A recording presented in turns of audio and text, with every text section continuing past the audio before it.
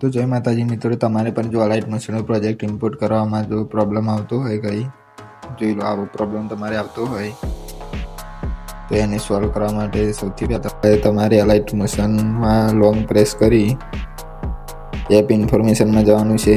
પછી અહીંયા open by ડિફોલ્ટમાં જવાનું છે. એડ લિંકમાં જઈ આ બધી લિંકો પર ક્લિક કરી દેવાનું છે. પછી અહીંયા એડ કરી દેવાનું છે. તો અહીંયા આ કામ તમારું થઈ ગયું. પછી આ લિંકને કોપી કરી દેવાની છે. અહીંયાથી આ લિંકને કોપી કર્યા પછી વોટ્સઅપમાં ગમે તે ચેટમાં પેસ્ટ કરી દેવાની.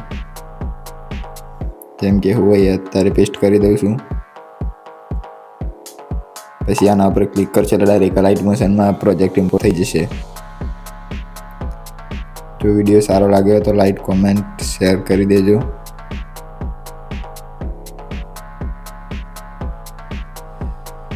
જોઈ લો આ પ્રોજેક્ટ ઇમ્પોર્ટ થાય છે. આમાં